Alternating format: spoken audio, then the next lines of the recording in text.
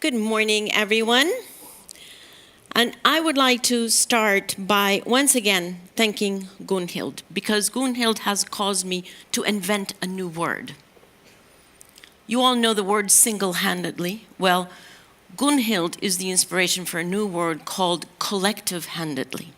And I would like to thank Gunhild for collective-handedly, because fortunately we don't do anything individually anymore, which is a good thing.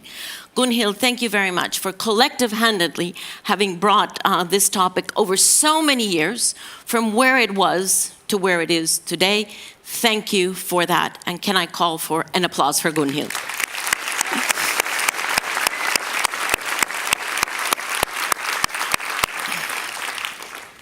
So my friends, Gunhild has invited me here today to speak about the relationship between climate and food systems. I actually don't think that that's necessary. I mean, hopefully this room is very, very clear, but in case anybody outside of this room still believes in this rubbish, that climate and food systems have nothing to do with each other, suffice it to say that the relationship is actually a two-directional relationship, right? If we do not address climate in a timely way, we will have absolutely no food security on land or in the oceans. No questions asked. And conversely, in the other direction, unless we're able to bring land use and its entire package of issues into sustainability and to sustainable management, we will have a climate disaster. So the relationship is in two directions, and I certainly hope that this EAT Forum is the very last time that anyone asks me in private or in public, is there any relationship? Let us solve that one, puncture that myth, and never question it again. So let me move on from there. I'm quite delighted that you're going to be looking at sustainable agriculture, at food waste, and at dietary shifts, which of course we know in the bigger picture is also linked to halting forest loss and, I would say, preventing biodiversity or preserving biodiversity hotspots. I very much welcome the launch today of the 30 by 30 challenge, which recognizes that everything to do with land use is 30% of the problem of climate change, that it therefore has to be 30% of the solution, and that we have to do that by 2030. So I very much welcome and support that challenge. However, I also think that it is prudent, healthy, and necessary to be very frank about the fact that in land use and in fact in food systems, the 2020 goals that we set ourselves are not being met. And predictably, we will not meet the 2020 goals in that area. That is of huge concern. We are actually pretty well on track to meet our 2020 goals in the energy world, as well as in the transportation world. We will see what happens by 2020, but we are not on track with our entire land use goals for 2020. We still have the opportunity to meet them by 2030, and we must. But I would think that it would be a little bit concerning if we now launch into the next decade without doing a very honest diagnosis of why are we still where we are? Much better than where we were yesterday, but certainly not where we have to be by tomorrow.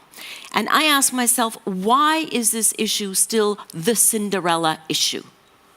Why is this issue? Why are food systems and land, why are they doing all the work to keep us alive and not getting any of the credit? Why are they doing all the work and not getting the attention that they so urgently deserve? Well, of course, the answer to that question is, of course, there are many components, it's decentralized, all of that we understand, the complexity. News item, we're not going to change that complexity. So let's stop being paralyzed by that and admiring the problem. How about we engage and embrace complexity? Because the fun thing about this century is we're going to get more and more complex. So simplistic thinking, goodbye. here we are with complexity. That is the tone of the 21st century. Now, there are other reasons that we can do something about, that we can change. One of them is the fact that we have not been able to draw a compelling enough arc between food systems and land use and economic growth. We were able to turn that page with energy. We have not done it with food systems and land use. That definitely needs our attention. Secondly, needs our attention, financial incentives and financial structures are not aligned with what we have to do in this sector, either in public finance or private finance. So that we can certainly do something about. And also, other than in this room, which is brimming with excitement for these issues, we have really not captured the imagination of the public. It's still sort of a doldrum topic over there. We have not been able to get to the heart of people. Yes, to the mind, but we have to also get to the heart, to spark the imagination and truly begin the exciting journey that this is.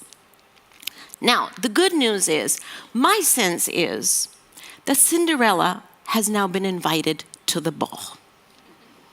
My sense is that Cinderella actually is now getting lots of attention, that this whole topic has finally matured to the point where it is front and center, thanks to the good work of all of you and many of your colleagues.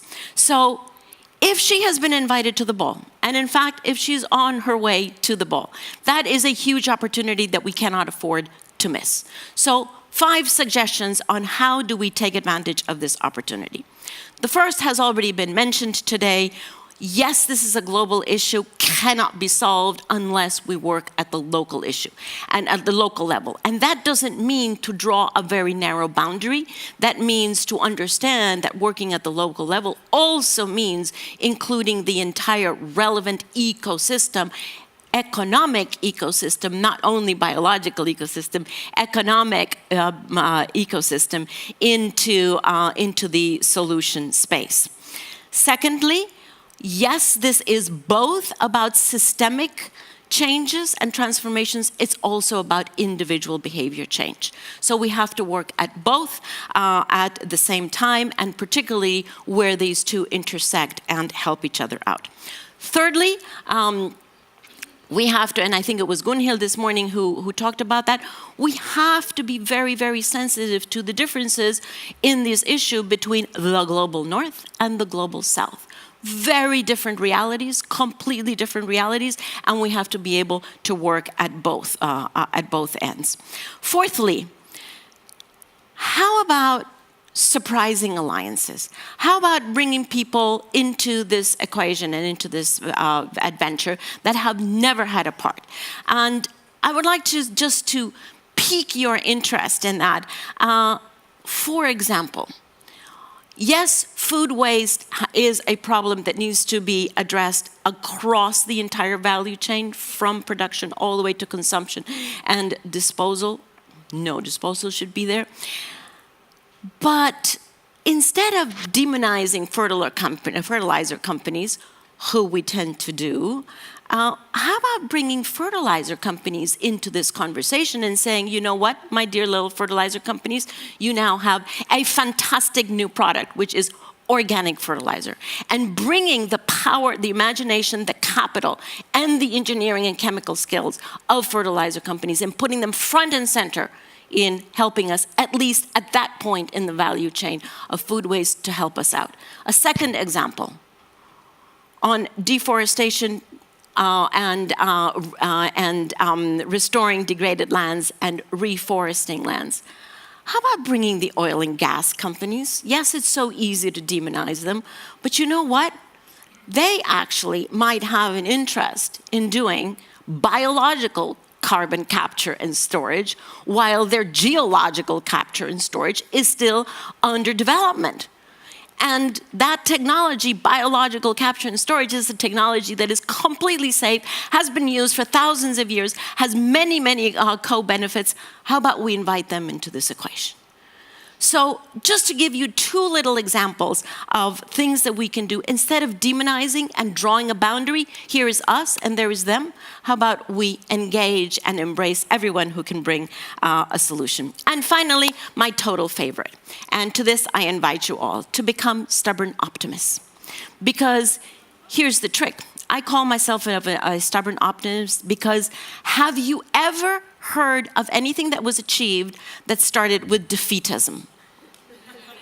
Stand up if you ever did, because I don't know anyone, okay? Optimism is not the result of success, it is the starting point of success. So we have to approach this.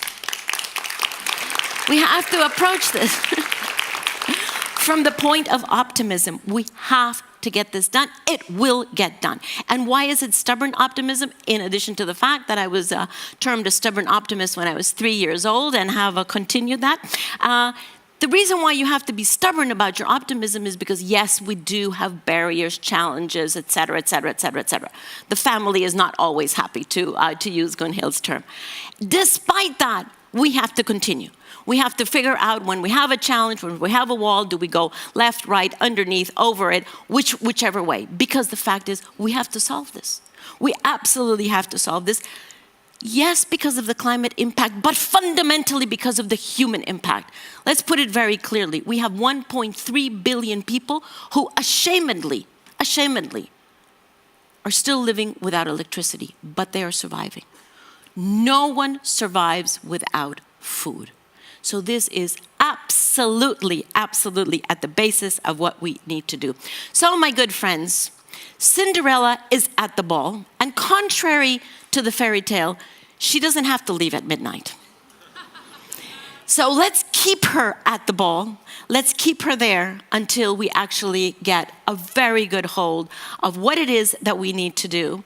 And then she doesn't have to lose a shoe because she will be the best solution to the challenges in front of us. Thank you very much.